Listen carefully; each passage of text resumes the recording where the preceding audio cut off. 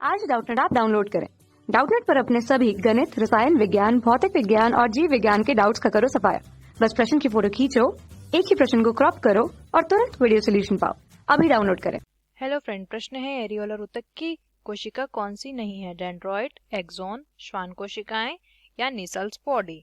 तो ये हमें बताना है कि इनमें से कौन सी एरियोलर ऊतक की कोशिका नहीं है। यहाँ पे लिख लेते हैं एरियोलर ऊतक।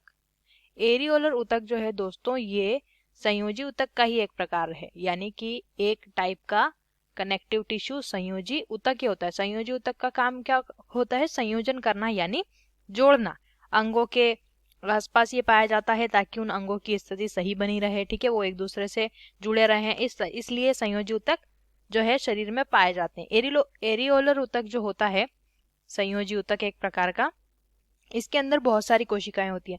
जैसे कि जो श्लेष्मा कोशिका होती है उनमें भी ये पाया जाता है, यानी कि जो श्लेष्मा कोशिका होती है वो भी हम एरियोलर ऊतक के अंतर्गत रखेंगे, ठीक है, इसको ठीक से लिख लेते हैं।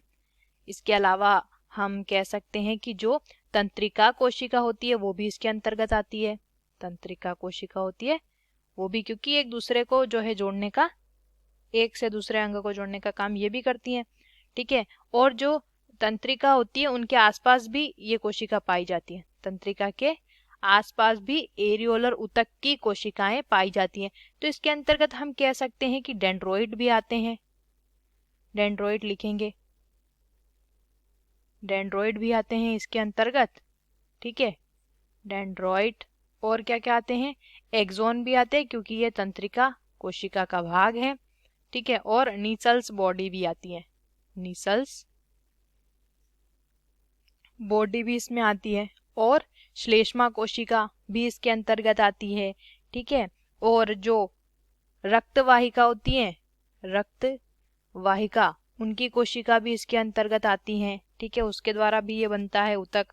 और कई शरीर के अंगों में ये देखने को मिलेंगे। तो पहला ऑप्शन दिया है डेंड्रोइड, ये तो इसकी कोशिका है। एक्सॉन भी इसकी कोशिका है और निसल्स बॉडी भी इसकी कोशिका है। जो कोशिका नहीं है एरियोलर ऊतक की वो है श्वान कोशिकाएं, ठीक है, क्योंकि ये एक एक्सॉन के बाहर माइलिन शीथ का निर्माण करने वाली कोशिका होती है। किसका? माइलिन शीथ का निर्माण ये करती है। तो ये एरियोलर ऊतक का भाग नहीं है, इनका अपना एक विशिष्ट कार्य होता है जो कि एक्सॉन के लिए होता है। तो इसलिए राइट आंसर होता है हमारा ऑप्शन सी वाला। आशा करते हैं आपको इस प्रश्न का उत्तर समझ आया होगा। वीडियो को देखने के लिए धन्यवाद। कक्षा 6 से 12वीं से लेकर नीट, IIT, JEE वो एडवांस के लेवल तक 1 करोड़ से ज्यादा छात्रों का भरोसा।